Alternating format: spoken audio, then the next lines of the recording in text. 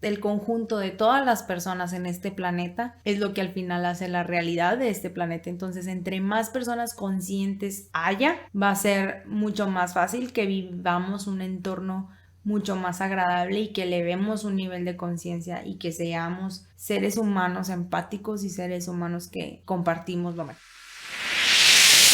¿Cuántos libros y yo sin lentes? Es un podcast que nos ayuda a entender tantas cosas que como seres humanos constantemente nos estamos preguntando y que nos inspira a buscar una respuesta.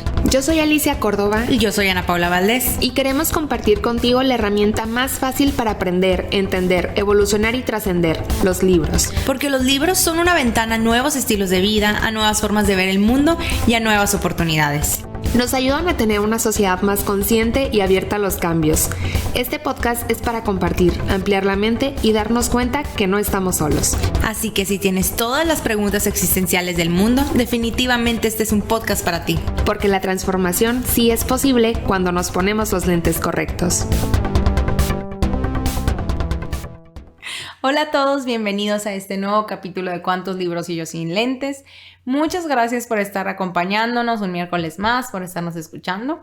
Y el día de hoy, como siempre, estamos muy emocionadas de compartir con ustedes las lecciones de vida del libro que leímos esta última semana. Es un libro que, miren, en realidad les vamos a contar. Habíamos escogido otro libro y leímos otro, pero era un libro un poquito más de... técnico y apegado a lo que tiene que ver con el trabajo. Y nos dimos cuenta que aborda algunos temas que necesitan un poco de... Como un mayor grado de compromiso. Sí, ¿no? Y de una persona y de conciencia. Sí. No es que llevemos una lista de libros en orden específico. Sí, tratamos de que sea coherente. Sin embargo, cuando estábamos leyendo dijimos, oye, ¿sabes qué? Hay temas que todavía no hemos abordado y que son bien importantes y en este libro ya te lo está como que pidiendo que ya lo tengas, etcétera. Y dijimos, no va a ser muy congruente que digamos hablar de eso si nunca hemos hablado de esto que requiere. No les vamos a decir de qué se trata para no estropear la sorpresa, ¿verdad? Ni qué libro es tampoco. Ni qué libro es. Pero en esta ocasión, pues les traemos las 5 lecciones que nos deja el libro de los 4 acuerdos del Dr. Miguel Ruiz. Y para empezar este tema queremos explicarles un poquito de qué va este libro. Es básicamente de la cultura y de la filosofía tolteca, ¿no? Ellos al iniciar el libro nos explican y nos hablan cómo esto fue escondido por mucho tiempo para la humanidad. Estas enseñanzas, ¿no? Ajá, precisamente como esta filosofía o forma de ver la vida, ¿no? Sí. Y también recalcar o tomar en cuenta que las culturas se basaban en ideas espirituales, de que existía algo más, pero eran muy respetuosos en todos los sentidos de otras culturas o de otras personas que se dedicaban a dejar ese mismo mensaje en la tierra. Entonces, realmente nos parece importante y sobre todo ahorita que decías, o sea, nos faltaba hablar de algo para pasar a otros temas y es precisamente eso. Vamos a hablar de nosotros, pero desde un grado de conciencia que creo que nunca lo habíamos aterrizado. Y es que en los libros anteriores ya hemos tocado muchos temas como el quién soy y... ¿Qué quieres? Sí, de dónde vengo. Y por ejemplo, la vez pasada con El Principito hablamos mucho de cómo vivir la vida más simplemente y más feliz y bla, bla, bla. Pero no hemos hablado como de técnicas para hacerlo. Y yo considero, aunque el libro de los 4 acuerdos pues sí aborda temas bastante espirituales de concientización, también aborda como estos 4 acuerdos o 4 técnicas que te van a ayudar a ser más feliz al final de cuentas, que si las adoptas... O sea, lograr ese cambio. Sí, entonces como que dijimos, ¿sabes qué? Los 4 acuerdos. Aparte, es de mis libros favoritos y es uno de los libros que más me hizo tener conciencia en esta vida. Lo leí cuando tenía 18 o 19. Entonces como que me abrió el panorama y dije, ok, hay esta forma de vivir. Y si yo sigo estas como... enseñanzas. Sí, como estas enseñanzas, pues me va a ayudar a vivir mejor. Y realmente sí, me hizo una persona más consciente y me hizo como tratar de hacer otras cosas en mi vida. Obviamente no los he cumplido al pie de la letra. Más ahora que lo leí me di cuenta que no los he seguido. Pero resulta y resalta que le digo aquí a mi amiga oye, ¿qué te parece si leímos el Cuatro Acuerdos? Porque nos va a ayudar como que a darle pie a todos estos temas que también queremos abordar más adelante. Y la verdad es que yo siento que los Cuatro Acuerdos es un must, o sea, es un libro que tienes que leer. Y cuando le he dicho a la gente que si lo ha leído, la mitad o menos de la mitad me dicen que ya lo leyeron. Todo el mundo sabe cuáles los Cuatro Acuerdos, pero menos de la mitad me contesta que sí, ya lo leyó. Entonces, ¿qué te parece si lo abordamos? Y parte de esa mitad que no lo ha leído fui yo. Entonces le decía a Ana Paula, sí es un libro que en verdad muchas personas me habían recomendado. Sí hay muchas personas a mi alrededor que ya me habían hablado en determinado momento de este libro, pero sencillamente no había surgido el interés de mi parte de decir sí lo voy a leer. Decir sí lo voy a leer, exacto. Incluso te estaba comentando el día que fui por uno de los libros de los que ya hablamos, estaba enseguida y lo vi yo, mira, este es, o sea, como que le presté atención. Es el tolteca. Sí, ese es el de los toltecas. Sí.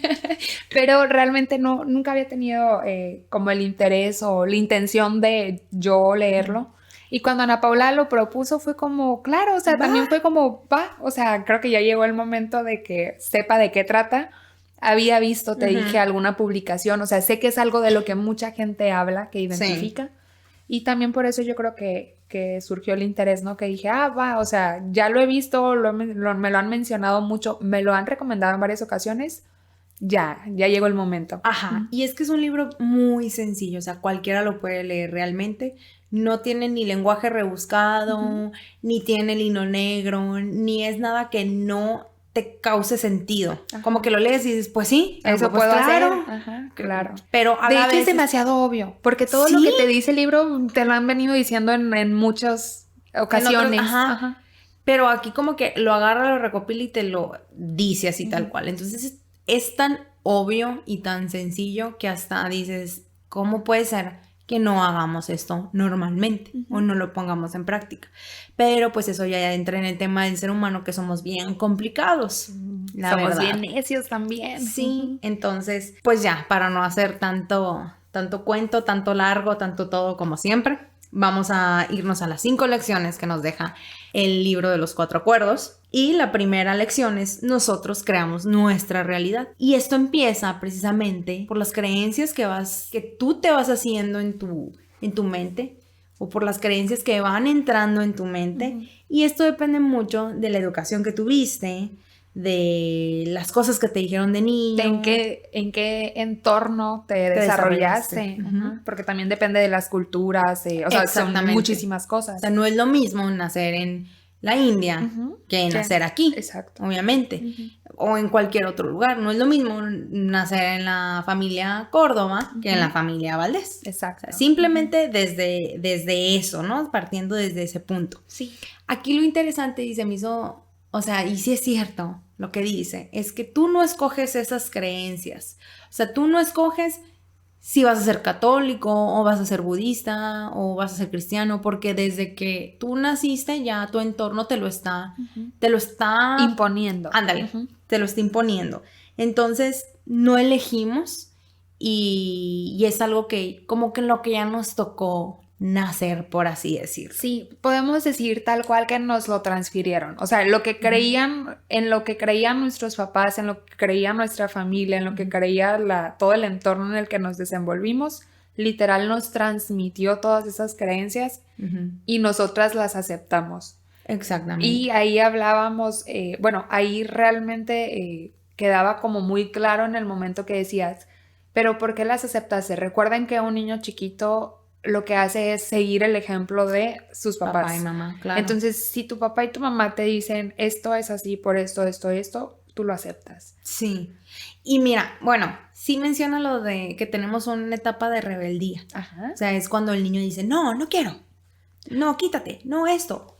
Porque es normal, porque estamos tan chiquitos que no nos importa si van a pensar mal de nosotros, si nos van a aceptar o no. O sencillamente somos bien honestos de chiquitos. Somos honestos porque no importa lo que piensen de nosotros, si va a haber consecuencias o no. O sea, no estamos pensando en mañana qué va a pasar si yo le digo a mi mamá que no quiero. No, o sea, somos... Y ya lo hemos hablado en muchas ocasiones. De niño eres muy libre. Pero, pues esta rebelión llega hasta cierto punto porque un niño se da cuenta que el adulto es más fuerte y tiene mucho más poder. Y de cierto modo como que nos rendimos ante ellos, pues, ¿no? Ajá. Entonces, sí es cierto, a lo mejor hubo una etapa donde no estuvimos de acuerdo con algo que nos estaban imponiendo, pero no éramos lo suficientemente ni maduros, ni conscientes, ni fuertes, ni adultos, porque literal a veces te dicen de tu opinión no cuenta o te salen con el cuando seas grande. Sí, ahorita tú no, decides. esto es de cosas de grandes. Exacto. Entonces, me chocaba eso. creo que todos lo pasamos, Sí. ¿verdad? Sí. Entonces allí, cuando te están imponiendo esto, cuando te están dando ciertas creencias, lo que sí pasa es que tú aceptas esa creencia y tú creas acuerdos y tú dices, ok, estoy de acuerdo con esto, lo interiorizo, con esto también, con esto también, con esto también, y así te vas yendo. Y los acuerdos literal lo que crean o lo que determina son las creencias, y eso es la fe. Y cuando tú tienes fe en algo, lo crees incondicionalmente y así prosigues toda tu vida, pues, ¿no? O sea, realmente es importante determinar que en el momento que aceptas un acuerdo, probablemente sea algo que aceptas como para siempre. Para el resto de tu vida. Ajá. Y que te va a regir como un ser humano y que va a hacer que te comportes de cierta manera o que te sientas de cierta manera o que hagas de ciertas cosas en determinados momentos. Y justo con ese tema, Ana, es cuando empieza a existir esta etapa, tal vez, en la que a lo mejor somos un poquito más grandes, estamos un poquito más conscientes y empiezan a manejar nuestro entorno en base a recompensas o castigos. En base a castigos. Exactamente. Sí, es que así es como se comporta el ser humano. O sea, siempre hay una recompensa o siempre hay un castigo dependiendo de cómo te portes. Y es cuando eras un niño bueno, si hacías todas las cosas que tus papás te decían. O un adulto también, ¿no? Porque te obligaban a que hicieras lo que otro adulto te dijera. El maestro, por ejemplo. O si eras un niño malo, si no hacías lo que los adultos, lo que tu papá, lo que tu abuelo, lo que tus tíos, lo que tus maestros te decían que hicieras. Entonces empezaba esta dinámica de recompensa si eras bueno y castigo si eras malo. Y obviamente a ningún ser humano le gusta ser castigado. A todos nos gusta ser recompensados, nos gusta que nos den algo que necesito, algo que me hace feliz, algo que quiero. Pero en el momento del castigo empiezas a crear una barrera y dices, no, pues tengo que ser un niño bueno. Entonces ahí es cuando empieza toda esta dinámica de y esto aprieta y afloja. a otro punto crucial, que era esa necesidad de tener o de estar captando la atención de los demás porque ibas a ser recompensado. Exacto. Y eso que conllevaba que probablemente ibas a tener que fingir que eras algo, porque tú ya sabías que si hacías esto o cumplías con esta norma o con algo que te estaban pidiendo, ibas a tener la atención, ibas a ser un niño bueno y te iban a recompensar por ello. Empiezas a hacer todo, pues. Empiezas a hacer todo lo que va a hacer que te recompensen. O sea, empiezas a crear un personaje de ti mismo. Y es cuando dices, pues, si soy un niño bueno, si me porto de esta manera, si ya me dijo mi mamá que era así y así y así, pues así tengo que continuar para recibir esa recompensa. Yo me acuerdo mucho de un ejemplo, todavía para hacerlo más claro. El ser humano se comporta con base en 3 factores: cómo te premian, cómo te castigan y cómo te miden. Entonces nos daba un ejemplo de unos niños de primaria, donde la maestra les decía, mañana tienen que venir peinados con las uñas cortaditas, con el uniforme bien shineadito, o sea, bien limpio. Planchadito y todo. Y entonces, si vienen así, los voy a dejar salir al receso. Entonces los niños al día siguiente, obviamente, como querían salir al receso, pues venían peinaditos, uña cortada, bañaditos, shineaditos, todo, uniforme bonito. Entraban al salón, la maestra se fijaba en su cabeza para ver si venían peinaditos y ya, pues todos salían al receso. Al día siguiente, igual, entraron al salón, se fijó la maestra en si estaban peinados y seguían. Ya para el tercer día, ¿qué crees que es lo que hacen los niños? Pues ya no van limpiecitos, ya no van shineaditos, lo que van son peinaditos. Entonces, la camisa traía chamoy. Sí, del día anterior, ya no estaba planchada. Entonces, aquí la cosa, y es un ejemplo muy simple, pero me hizo pensar mucho. Ahí se va al hecho del peinado, ¿no? Entonces, como me están midiendo nada más el peinado, pues voy a estar siempre peinadito. Pero si ya lo traspolamos a la vida real, ¿qué es lo que la sociedad está aceptando? ¿En qué se está fijando? ¿En qué se está fijando para recompensarme a mí? Y ya nos vamos a estas cosas de que si tienes dinero o no, si eres guapo o no. Si eres exitoso. Si eres exitoso, si tienes un buen puesto, si tienes una carrera, si tienes carro nuevo, ajá. si tienes muchas mujeres, si tienes muchos hombres. Si está muy bonita tu ropa, sí. Exactamente. Empieza a crear esos estándares. ¿Cuál es tu imagen? Entonces, tú empiezas a hacer todo lo posible por cumplir con esos estándares, exactamente. Entonces, como ya lo hemos visto en otros libros, realmente todas esas cosas no es lo que te hace feliz en realidad. Lo que te hace feliz son cosas más interiores, son cosas más sencillas, son cosas como el amor. Y lamentablemente la sociedad no se fija en eso. Uh-huh. No se está fijando en si tienes amor, en si eres feliz, en si estás equilibrado, en si los chakras están alineados. Realmente no se fija en cosas más interiores. Se está fijando en eso y es cuando haces tanto que empiezas con esto, con este perfeccionismo. Pero viene de ese sistema de creencias, claro. Ajá, que muchas veces a lo mejor no las escoges, pero tampoco te opusiste a ellas y las aceptaste a fin de cuentas. Y ya estás en este mundo, ajá, ya estás adaptado. Y la cosa es que viene de tan atrás que hemos estado creando este mundo y los seres humanos creamos estas enseñanzas, por así decirlo, o estas percepciones, ¿no? Las tuvimos uh-huh. Y con base en ellas empezamos a crear el mundo. Y eso es a lo que le damos valor. Y este perfeccionismo hace que dentro de nuestra mente exista un juez y una víctima. Uh-huh. Creamos un personaje alterno, ¿no? En nuestro cerebro de...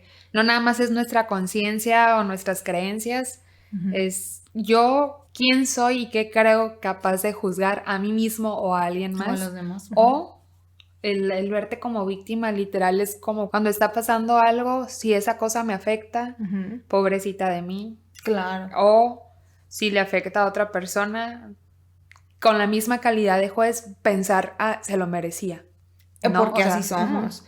Y lo que te decía ahorita es que es un círculo bien vicioso o es algo muy feo porque tenemos a los dos adentro. O sea, tenemos ese juez que nos está diciendo, no sé, por ejemplo, no tienes dinero, no estás alcanzando el éxito, no esto, hiciste aquello, bla, bla, bla, y estás hoy es tarde, ya se te pasó el tiempo para esto, para aquello. Uh-huh. Uh-huh. Entonces está ese juez latigando y al mismo tiempo tenemos esa víctima que se le está creyendo y está diciendo, sí es cierto, debí de haber hecho esto, sí. No soy bueno para aquella cosa, qué mal estoy, pobrecito yo, etc. Entonces tenemos a los dos al mismo tiempo y está bien canijo.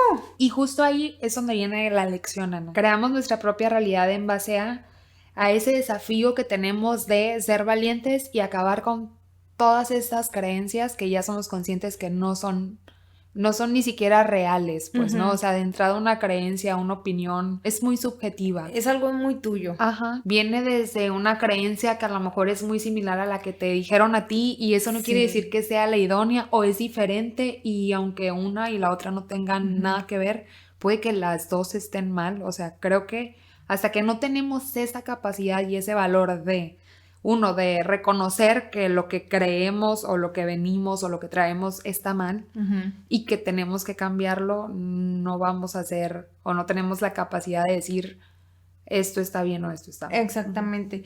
Y con todo esto que estamos hablando, me acuerdo de lo que menciona el libro de que los acuerdos, todas estas creencias y todo lo que tenemos en la mente al final hace acuerdos, ¿no? Uh-huh. O sea, el acuerdo es, y te daba un ejemplo bien concreto ahorita, puedes tener dos clases de acuerdo. Uno puede ser, todo lo malo me pasa a mí, si es un acuerdo que sale del miedo. Del miedo. Uh-huh.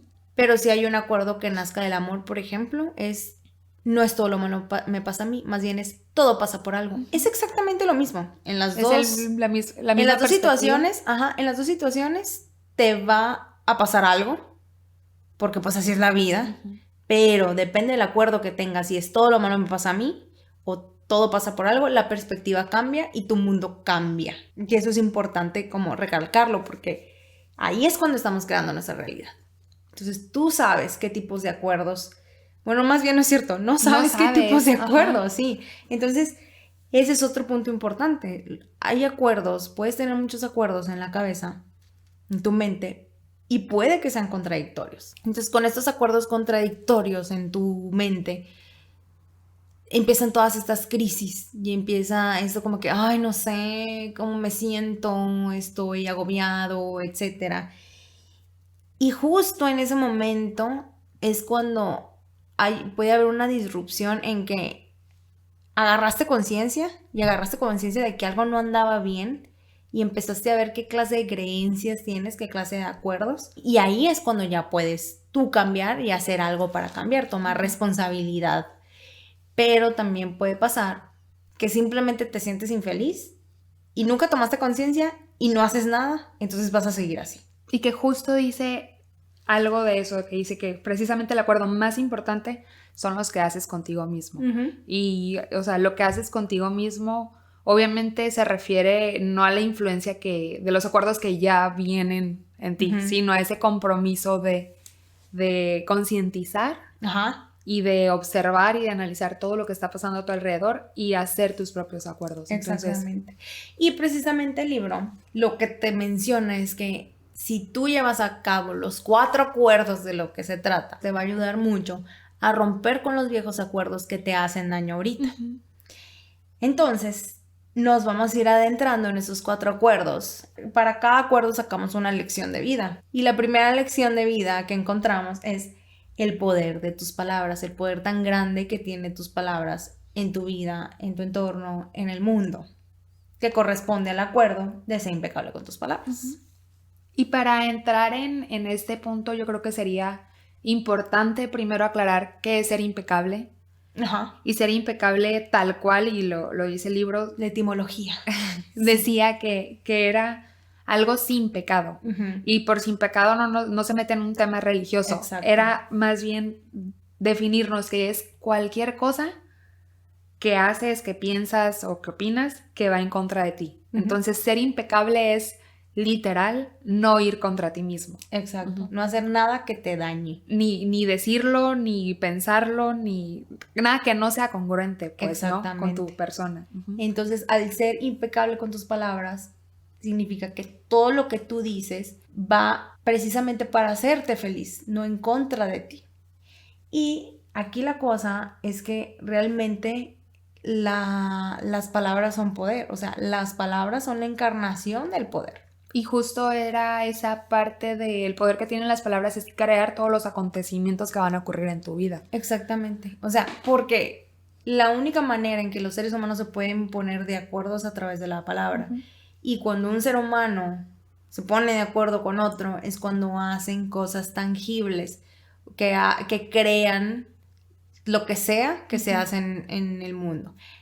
Por ejemplo, Alice y yo nos pusimos a platicar un día y dijimos, hay que hacer el podcast, sí, y ya aquí está el podcast. Está el poder de la palabra. Si nunca lo hubiéramos hablado, uh-huh, no se hace. Y literalmente es eso, ¿no? O sea, las palabras demuestran, expresan sueños, expresan, uh-huh, ideas, expresan sentimientos, o sea, realmente hacen todo. La única capacidad que tiene diferente el ser humano respecto a otros seres es eso, la capacidad de racionalizar y de expresarlo. Uh-huh. Y de hacerlo realidad. Y aquí la cosa, porque dice que es tan importante esto de ser impecable con tus palabras, tanto para ti como para el entorno, es porque las palabras pueden nacer de 2 formas, uh-huh, del miedo o del amor. Uh-huh.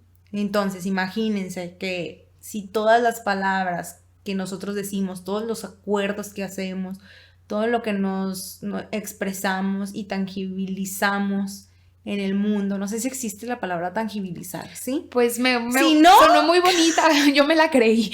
Ah, bueno. Pero Ana Paula se refería a hacerlo tangible. Y hacerlo real. Entonces, tendríamos un mundo muy bonito. O sea, realmente ese poder, imagínense cómo sería el llegar a eso, a que todo lo que sale de nosotros sea directamente del amor. Ahora, vamos a dar un ejemplo para ver qué tan potente pueden ser las palabras si vienen del miedo. O sea, el miedo es un sentimiento que vibra más bajito que el amor. Ajá. Entonces, entre más alto vibre, tiene más impacto. Por eso decimos, si fueran del amor, qué padre, porque vibraría muy alto. Pero algo que vibra bajo, como el miedo. Una persona... Y lo dice el libro, este ejemplo, una persona que con su palabra, con su discurso, fue capaz de mover naciones, de sembrar... millones de seres humanos. Sí, meter odio a millones de personas para que aniquilaran a otros tantos millones, capaz de destruir países, que fue Hitler. O sea, su mensaje era de odio. El odio viene del miedo. O sea, él quería poder y tenía miedo de perderlo. Entonces logró convencer a una infinidad de personas a que él tenía razón en su mensaje. Sí. Y los hizo, no solo todos aceptaron su idea y lo que él decía, sino que además los hizo ser capaces de realizar cosas que como seres humanos no venimos con ese objetivo y que no entendemos cómo alguien lo puede realizar. Que fue atroz. Y ahí realmente es donde queda demostrado el poder que tienen las palabras. O sea, wow. Entonces, algo que también menciona es no nada más las palabras que le dices a las otras personas, lo que te dices a ti mismo. Porque lo que te estás diciendo a ti constantemente va a hacer que tú estés preparado para recibir ciertas cosas del exterior. Y aquí también menciona, como mencionábamos en el del Principito, lo de las semillas. Las ideas, las creencias, todo esto son como semillas que van a germinar en tu mente. Si tú eres impecable con tus palabras, estás preparando a tu mente para que sea fértil y reciba semillas positivas, semillas de amor.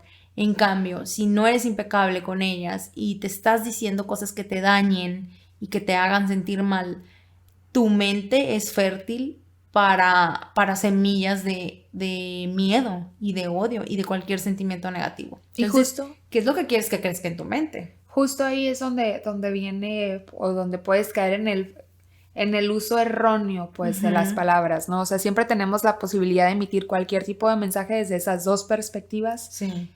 Y creo que siempre tenemos el grado de conciencia, porque sí lo sabemos, de cuando lo que decimos es para algo bien intencionado o no.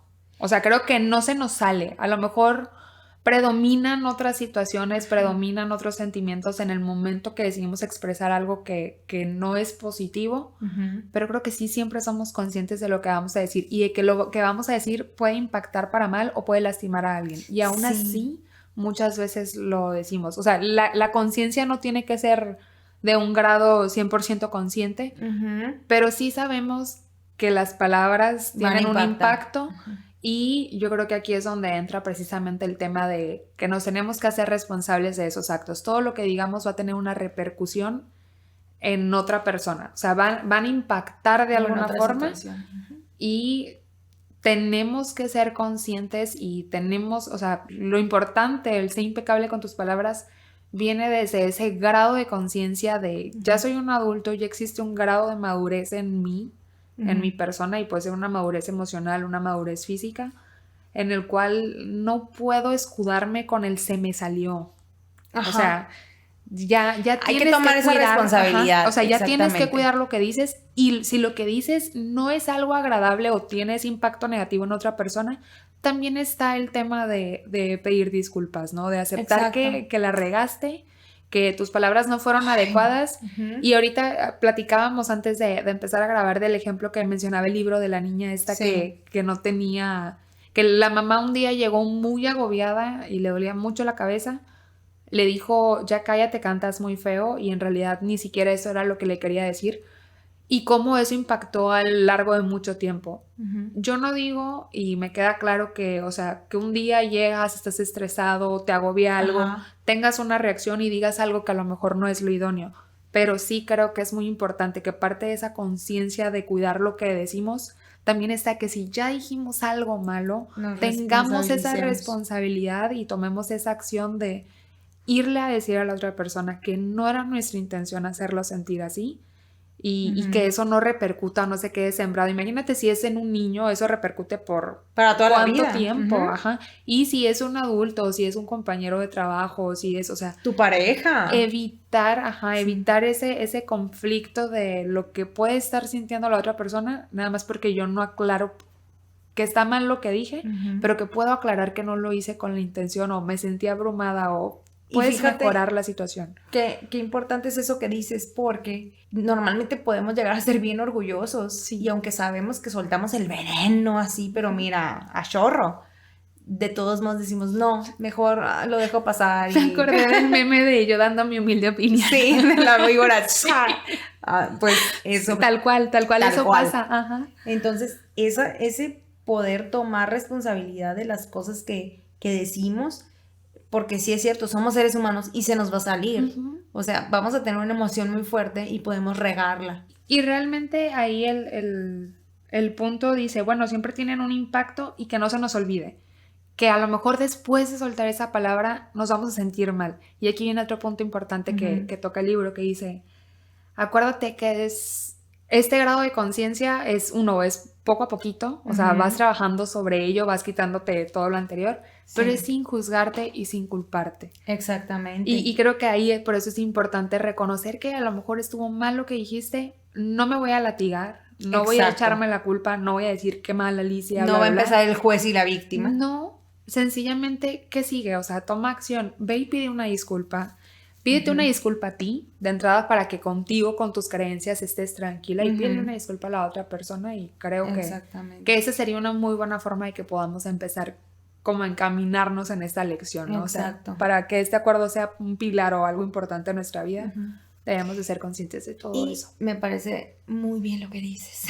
Y nada más para rapidísimo mencionarlo y cerrar con esta primera lección, es que el peor veneno que existe para la impecabilidad de nuestras palabras es el chisme. Sí. Que es sabroso, que nos gusta a todos, que de repente no puedes evitar escucharlo, pero realmente te puede causar mucho daño, no nomás de la persona que te están diciendo el chisme, sino de ti, porque tú te estás envenenando y tú ya estás creando juicios de otras personas. Tú te estás quedando con todo eso. Precisamente el punto anterior es, ¿quién eres tú? O sea, ¿quién eres tú para señalar lo que está bien o no está bien en la vida de alguien más? Exacto. ¿Quién eres tú para difundirlo? O sea, si no te consta, y aunque te constara, o sea, no es tu vida. Estás sembrando algo de odio en otras partes, entonces imagínate si estás sembrando odio por ahí, eso al final de cuentas regresa a ti de alguna manera, o te envenena a ti el alma. Entonces, la manera de cortar el chisme es que, primero, tratando de evitar oírlo. Segundo, si de plano ya no, porque pues tampoco si estás en la mesa con tus amigas en el cafecito, no vas a decir, hey chicas, los 4 cuartos dice, porque te van a correr. No, y aparte eso es desde la conciencia de cada uno, pues no puedes obligar a otra persona que piense igual que tú. Entonces, si está el chisme ahí, lo primero que tienes que hacer es, bueno, pues ya lo estás escuchando, es no interiorizarlo, o sea, no creértelo. No absorberlo. Y segundo, no difundirlo. Sobre todo. Que muera contigo. Yo creo que eso es un cliché, pero siempre ha quedado ahí, ¿no? O sea, el chisme se acaba cuando la gente deja de hablar de ello. Claro, por supuesto. Y aquí venía una parte que se me hizo súper padre en el libro, que tiene que ver con el tema del mitote. Yo no sabía de dónde venía la palabra mitote. Y aquí en el libro expresan que mitote, o sea, ellos los toltecas le pusieron mitote a cuando muchas personas hablan al mismo tiempo acerca de una cosa. Entonces de ahí viene un mitote. Barullo. Y también dicen que en la mente tenemos mucho mitote de repente, cuando son todas nuestras creencias al mismo tiempo hablando. Entonces, ahorita que hablábamos del chisme, me acordé del mitote y pues mira qué sabios los toltecas, ¿no? Sí, ¿verdad? Y nos vamos a pasar a la tercera lección de vida que encontramos, que es nada de lo que los demás hacen es por ti. Que le pega al ego. Sí, porque realmente justo para empezar a entender este tema, lo primero que tienes que tener claro es que no eres tan importante. O sea, no todo lo que pasa es por ti, pues no todo lo que hacen los demás es por ti. La importancia personal en sí lo que significaba es que considerábamos que todo giraba a nuestro alrededor y es la primer creencia que nos tenemos que quitar de la cabeza. O sea, ni gira el mundo a tu alrededor, ni lo que los demás hacen están siendo el reflejo de ti o de tus acciones o de lo que tú esperas o de lo que tú piensas o nada. Es como si entras a una habitación y todo el mundo se sale y en automático dices, se salieron por mí. Me odian, no me quieren, les caigo gordo. Entonces ya te empiezas a hacer un montón de ideas en la cabeza y mijito, pues puede ser que ya habían dicho que se iban a salir, no es por ti. Sí, o sea, realmente es por ellos. O sea, cuando una persona decide hacer algo, decirlo, bla, bla, es porque lo cree, porque quiere, porque ellos están decididos a que eso es lo que va a pasar por ellos, no por alguien más, menos por ti. Aquí tiene mucho que ver con el que no queremos ser rechazados. O sea, todo esto de que me tomo todo muy personal, pienso que todo es por mí, pienso que la cara choca es por mí, pienso que me gritan por mí. Es por ese miedo a ser rechazado. Es por ese miedo a ser rechazado. Exactamente. Y viene todo esto del premio y castigo, pues, porque como siempre quiero que me premien, siempre quiero que me recompensen, y al momento en que algo está pasando que me está pegando a mí y me lo tomo personal, le estoy dando este poder o estoy pensando que voy a ser rechazado por los demás.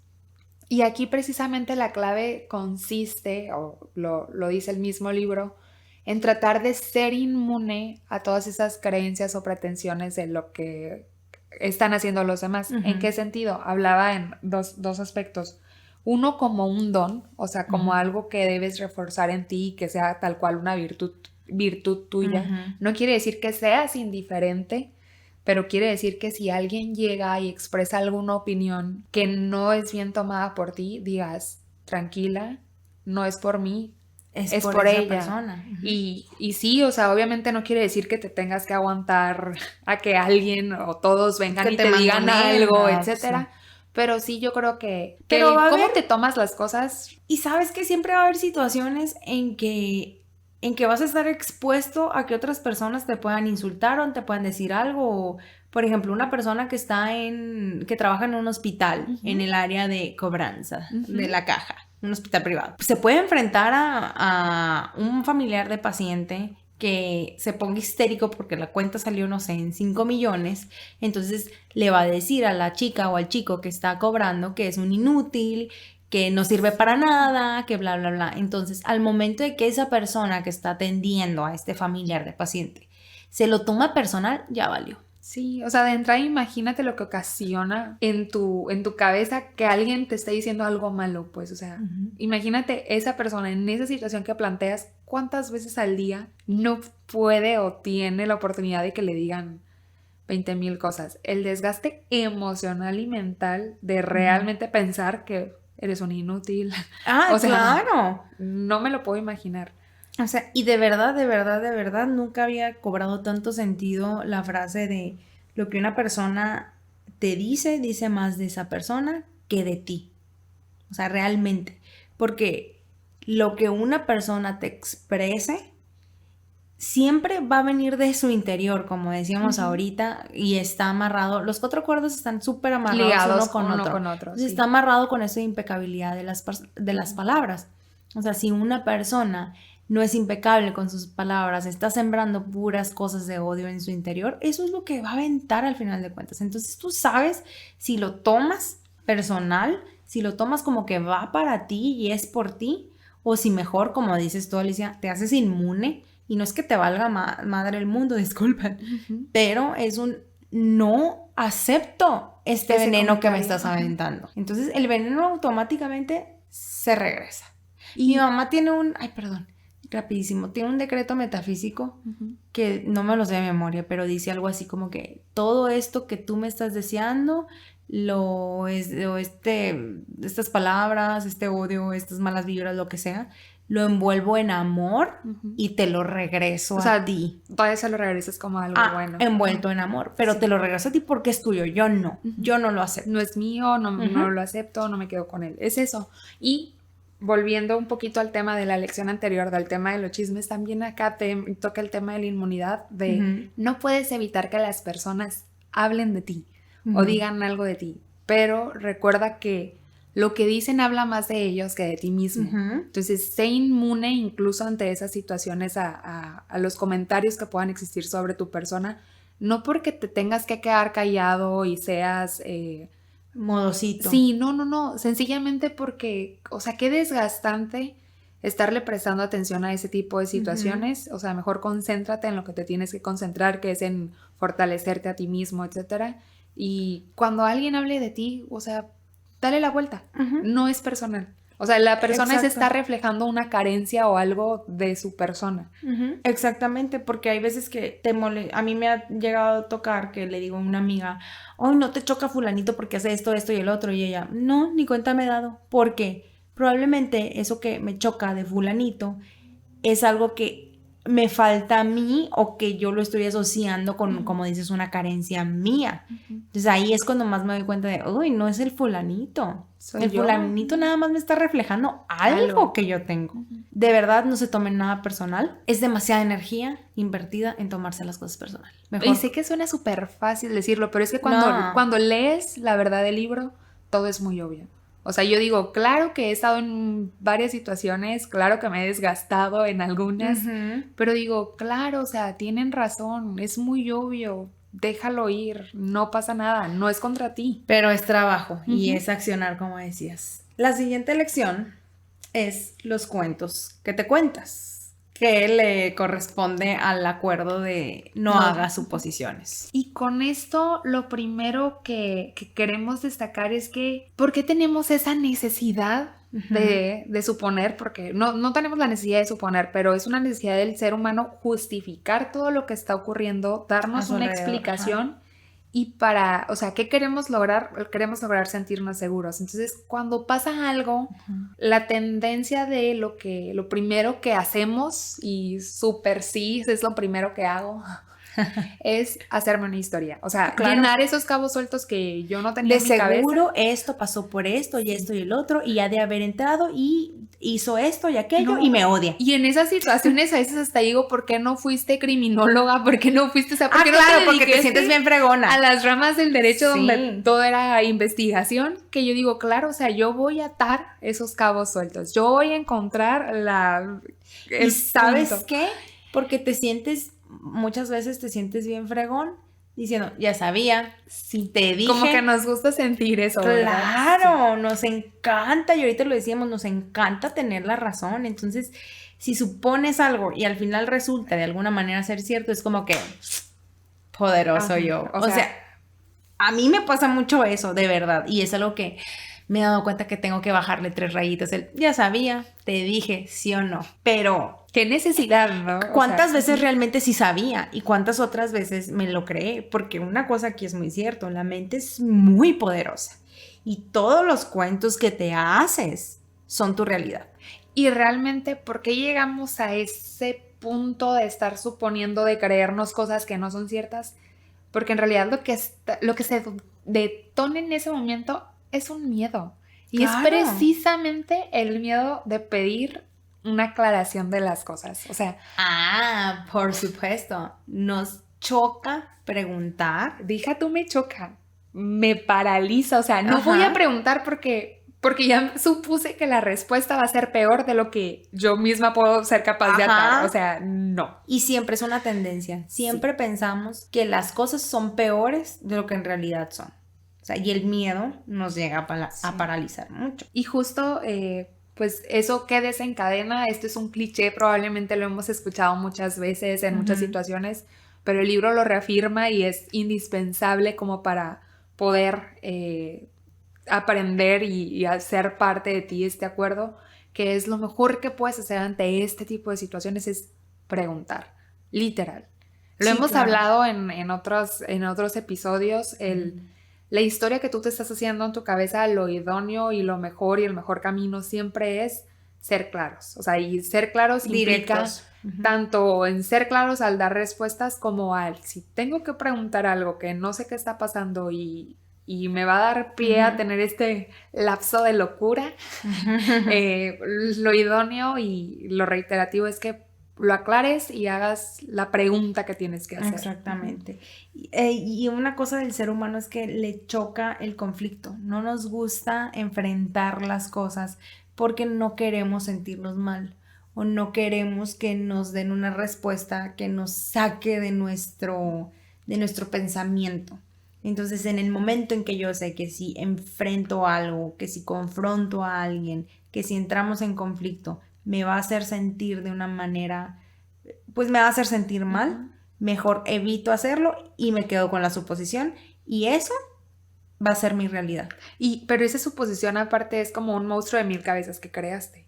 Claro. Porque yo nunca he la verdad, yo nunca he supuesto algo que sea real y que sea positivo, o sea, siempre son los peores escenarios. Sí, siempre te hacen ya, o sea, ya te pusieron el cuerno 30 veces, tus amigas ya no te quieren y en el trabajo todos te odian. Sí, y siempre es personal, o sea, y lo digas, y siempre es contra mí, o sea. Y como decías ahorita, la gente normalmente te dice no seas ingenua. Y ese ingenua quiere decir que si dices, no voy a pensar mal, mejor voy y pregunto, ay, no seas ingenua, por favor, es obvio. No es obvio. No es obvio, y ahí viene otra vez el poder de las palabras y de que entendamos que cada quien tiene sus creencias, pues, ¿no? O sea, si yo estoy trabajando para romper con esos estigmas, para hacer mis nuevos acuerdos, claro que va a existir personas que van a venir y me van a decir, no, Alicia, estás mal, o sea, no, Alicia, eso es ingenuidad, no seas tonta, ten más malicia, lo que quieras, y realmente, ¿por qué? Pues, o sea, no le tengo que hacer caso a alguien que venga y, ay, es algo de lo que me gusta jactarme, de decir que no le pongo o que no le hago caso a mi entorno, y muchas veces me dejo influenciar por muchas formas por él. Entonces, otra manera de suponer, y lo voy a súper resumir, es que hay veces que nos sobreestimamos o nos subestimamos. Pensamos que podemos hacer más cosas de las que en realidad podemos, o pensamos que no podemos hacer que no cosas somos capaces. O que no somos capaces. Y lo reiterativo para este acuerdo, para esa lección aprendida, yo creo que sería pues tener el valor.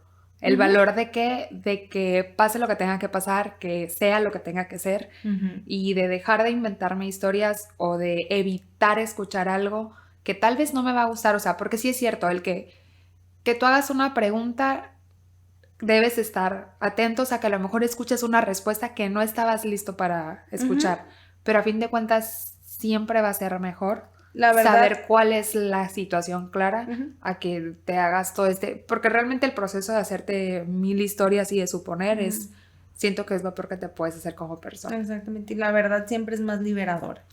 Y la última lección de vida que tenemos, tal cual, el cuarto acuerdo, que es haz siempre lo máximo que puedas. O sea, siempre da lo mejor de ti, ni más ni menos. Literal implica eso, o sea, cuando tú estés en una situación y dices, ¿por qué no me desgasté haciendo más, bla, bla, bla? Dentro de tu conciencia debes de aceptar y debes de ver como una expectativa de salida siempre que hiciste lo más que podías hacer estando en esa situación. Entonces, cuando hablaba de ni de más, era de, si hablo en una situación en la que físicamente no me encuentro en mis mejores condiciones y digo, ¿por qué no corrí el maratón de 5 kilómetros que hubo la semana pasada? ¿Qué maratón tan cortito, amiga? Perdóname, es que los otros se me hicieron imposibles. Pero sí, ¿por qué no lo hice? Sí, o sea, yo hablo de algo aquí local, algo correcto. ¿Por qué no lo hice? Sencillamente porque no estaba preparada físicamente para hacerlo. Entonces no puedes hacer de más. No te exijas, no tienes que hacerlo. Es que cuando haces de más se te va energía ahí. Sí. Y cuando haces de menos es cuando empieza el juez a reprocharte. O sea, ¿por qué no hiciste esto? Qué bárbaro, pudiste, Te quedaste debiendo. Entonces, exactamente. Hay veces que si haces de menos es porque no estás en el lugar adecuado. Porque si quieres hacerlo, pero de plano no te sale, es que no estás en el lugar adecuado y tienes que estar alerta a eso para cambiarlo, para poner acción en eso y cambiarlo. En cambio, cuando haces de más y tampoco estás preparado, estás mermando la energía a otras cosas que sí puedes hacer. ¿No? O sea, estás forzando todo el aparato mental, físico, emocional, o sea, todo ese desgaste. Exactamente. Por algo que no es lo óptimo o que no es bajo lo que querías ir. Y con ese tema venía un ejemplo en el libro donde una persona va a un templo de budista y llega y le pregunta como a su maestro. Él está en busca de tranquilidad y de paz mental, ¿no? Sí. Y le dice, si medito 4 horas al día, ¿en cuánto tiempo voy a encontrar como el secreto y voy a estar tranquilo? Paz. Y el maestro le dice, en 10 años. Entonces se queda pensando y dice, bueno, y si invierto 8 horas al día, ¿en cuánto tiempo voy a lograrlo? Él dijo, bueno, en 5 años datos hago. El punto es que le contesta el maestro, en 20 años. Y él dice, ¿por qué en el doble del tiempo si le voy a dedicar más? El doble de tiempo. Ajá. Ajá. Entonces le dice, porque literal lo que estás haciendo es que no estás sacrificando tu vida, tu alegría y todas las cosas, cuando en realidad lo que debes hacer es estar presente, vivir, ser feliz y amar. Exactamente. Entonces, creo yo que no se trata de forzar las cosas, no se trata de ¿qué necesito para cambiar esto? ¿Qué necesito? No, se trata de que recordemos que tenemos que vivir y que para vivir, pues primero es la intención de, pues quítate tantos prejuicios, sé feliz, haz lo que quieres hacer, rompe esos paradigmas, esas creencias que sabes que no te están haciendo feliz, ten ese compromiso contigo mismo de cambiarlas y ve esta nueva forma. Sí, y de accionar en la medida en que tú puedas. No se trata de quedarte mermado ni dar menos, sino de verdad que puedas hacer lo más que tú puedas sin quitarte energía en otros aspectos. Y este acuerdo es como el que cierra, ¿no? El que hace que puedas realizar todos los demás, porque no siempre vas a estar en condiciones de estar cumpliendo con los 4 acuerdos, porque es muy difícil, porque tienes un pasado y tienes un bagaje lleno de creencias y lleno de costumbres y lleno de hábitos que no son esos, pero da siempre un poquito de lo que puedas. Y justo ahí estaba el tema de, o sea, como de romper, o sea, de tomar acción y romper los viejos acuerdos. ¿Para qué? Para que desde tu grado de conciencia o de dar lo más que puedes ir mejorando. O sea, es una etapa que te va a llevar tiempo. Obviamente tiene que ser algo que tienes que estar repitiendo constantemente, que no te va a salir a la primera, que un día a lo mejor no usas las mejores palabras del mundo, pero si estás dando lo mejor de ti mismo, no te estás juzgando, dices, vuélvelo a intentar. Exactamente. Ve y pide disculpas y trata de que tus palabras la próxima vez salgan mejor. Exacto. Al final de cuentas, este libro lo que nos invita, y es mi opinión personal, que te decía ahorita, es a ser agentes de cambio. O sea, a que a partir de tu interior y de ti como persona, y de practicar esos acuerdos, puedas ser una persona más feliz y puedas ser una persona que comparte esa felicidad y ese amor al mundo, porque el conjunto de todas las personas en este planeta es lo que al final hace la realidad de este planeta. Entonces, entre más personas conscientes haya, va a ser mucho más fácil que vivamos un entorno mucho más agradable y que elevemos un nivel de conciencia y que seamos seres humanos empáticos y seres humanos que compartimos lo mejor. Tienes toda la razón, Ana. Y con esta reflexión y este cierre, te pregunto yo a ti ahora. ¡Ay, qué bueno! Ana Paula, ¿qué te ha dejado este libro? Muchas cosas. O sea, desde mis 18 años me ha dejado mucho grado de conciencia y de entender que realmente ser feliz es sencillo, no es fácil de hacer y que es algo que tienes que tomar acción todos los días para poder hacerlo. Sinceramente batallo mucho en lo de las suposiciones y yo creo que es en lo que más batallo y en lo de no tomarme nada personal. Como que de repente en eso es en lo que más, y nada más volverlo a leer me reitera que ahí está, es sencillo, nada más hay que ponerse pilas y empezar a hacer las cosas. ¿Y a ti, Alicia?